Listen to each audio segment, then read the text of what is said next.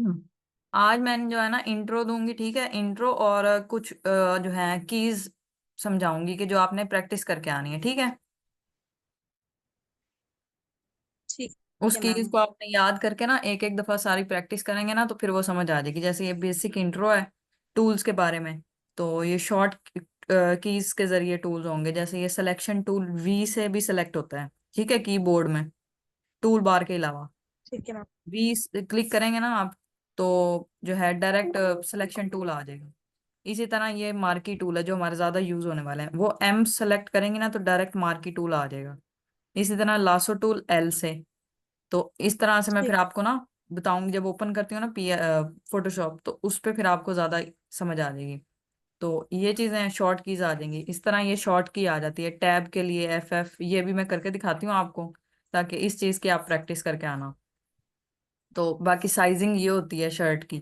Ladies suit की measurement जो है फ्रंट की ये होती है 40x45 होती है, ठीक है। बैक की भी 40x45। बाकी नेक लाइन आ जाता है 6 विड्थ हो जाती है और 18 हाइट, मतलब विड्थ इस तरह और हाइट के लिहाज से 18, ठीक है।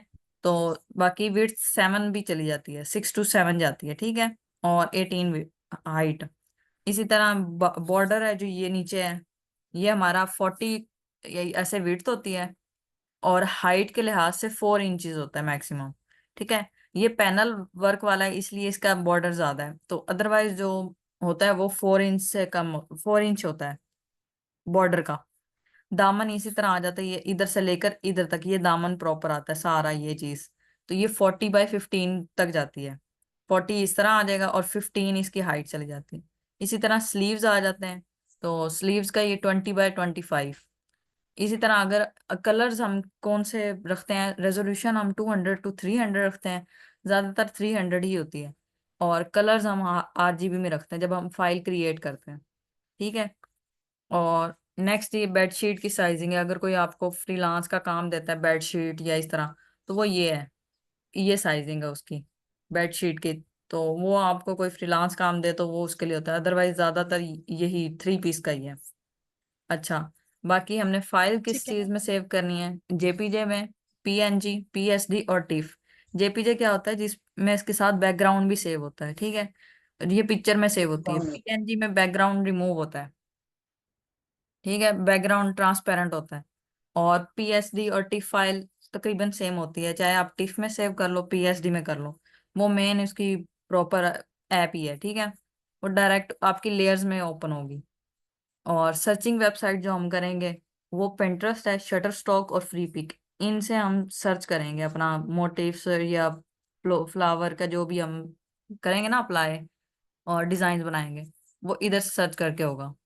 इसी तरह हम जो फोल्डर सर्चिंग के बाद हमने ना फोल्डर्स क्रिएट करने हैं ताकि आपको इजीली सर्चिंग आपने करके उधर से डिजाइन बनाने हो या करना हो तो वो इधर से हो जाएगा। जैसे ये बॉर्डर के लिए हम एक फोल्डर क्रिएट करेंगे, ठीक है। इसी तरह बैकग्राउंड्स के लिए आपने सर्चिंग करके रखनी है, जब सर्चिंग वाली क्लास होगी ना उसके बाद आपने सर्चिंग करके रखनी है, एक दिन पूरा सर्चिंग करनी है। फिर एथनिक, ये वाले एथनिक स्टाइल के ये वाले होते हैं मोटिव्स, इस स्टाइल के होने चाहिए। ये फ्लावर जिन पे पोर्ट साथ हो, ये इस तरह से वास या पोर्ट कोई वो ना, तो वो वाले सेव करने हैं फ्लावर पॉट्स। पेजले सेव करना है, जैसे ये वाले आगा, ये अम्बी स्टाइल जो होता है वो आ जाएगा। इसी तरह ये मुगल आर्ट, मुगल आर्ट में ये वाले आपने सारे ये वाली सर्चिंग करनी है फ्लावर्स। ये एक फोल्डर होगा ना तो फिर आपको जब आप क्रिएट करोगे डिजाइन तो इजीली क्रिएट हो जाएंगे, जैसे ये। उसके बाद हम क्या सीखेंगे, बैकग्राउंड कैसे रिमूव करते हैं नीट, ये देखें। इस तरह से था वाइट बैकग्राउंड, उसको रिमूव किया है सारे को। इस तरह थ्रेश होल्ड कैसे करते हैं, अब किसी बैकग्राउंड पे हमने देना हो ना बैकग्राउंड, तो कोई डिजाइन हो, वेक्टर भी इसे कह देते हैं कि वेक्टर की फॉर्म में वो डायरेक्ट शॉर्ट की आ जाती है, वो इधर से इस तरह हो जाएगा। ये देखें ब्लर डिजाइन था उसको नीट किया है थ्रेश होल्ड से। फिर रिपीट पैटर्न्स आ जाएंगे हमारे पास, कि हाफ ड्रॉप रिपीट आ जाएगा, फुल ड्रॉप रिपीट आ जाएगा ये हमारे पास। तो ये रिपीट में हम सीखेंगे। और रिपीट पैटर्न की टेक्निक ये हम पूरा फूल लेके उसमें से वो चीजें निकाल के, एलिमेंट्स निकाल के, जैसे ये फूल का ये रहा, ये वाला फूल निकाल लिया ये रहा, तो पीछे बैकग्राउंड के भी इफेक्ट देना है, तो ये सीखेंगे। उसके बाद रिपीट पैटर्न जो, अगर कोई आपको क्लाइंट देता है पैटर्न कि हमारे बैलेंस पैटर्न नहीं है, तो हमें पैटर्न जो है ना बैलेंस चाहिए, तो वो किस तरह से हम क्रिएट करेंगे बैलेंस, तो वो चीज सीखें, ये देखें। इधर से रिपीट जब बैलेंस में आ जाएगा। फिर रेप्लिका सीखना है, जो ट्रेसिंग भी कहते हैं जिसे, कि अगर आपको क्लाइंट ये डिजाइन देता है ना, तो उसको ट्रेस कैसे आपने करना है और डिजाइन क्रिएट कैसे करना है वो आ जाएगा। जैसे ये देखें रेप्लिका, ये मतलब एक क्लाइंट ने दिया था मुझे, ठीक है, और उसका ये चीज ट्रेस की थी मैंने, उसको ये चीज चाहिए थी, जैसे ये देखें ये वाला ये रहा, ये वाला ये बनाया था। तो इस तरह से ये ट्रेसिंग हो जाएगी, ये रहा, ये वाला भी ट्रेसिंग का काम था, ये वाली पिक्चर थी, यहाँ से देख के ये ट्रेस किया था। ठीक है, तो इस तरह से ये ट्रेसिंग का काम हो जाएगा। ये रेप्लिका बनाया था, रेप्लिका डिजाइन, उसने ये दिया था कि इस डिजाइन का मुझे रिपीट चाहिए, तो ये आ गया। ठीक है, इस तरह की चीज आ जाएगी। फिर हमने क्या करना है, एडिंग बेस पैटर्न, बेस ये बैकग्राउंड पे जो है ना ये चीज, ये सिखाऊंगी।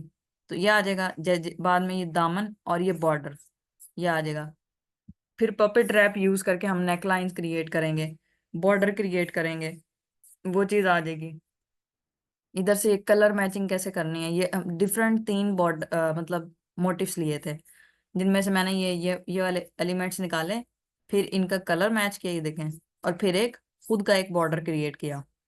तो इस तरह से बॉर्डर क्रिएट होगा। कटिंग, बॉर्डर की कटिंग, दुपट्टे की कटिंग, जो कॉर्नर्स होते हैं वो कैसे करनी है, वो ये आ गई।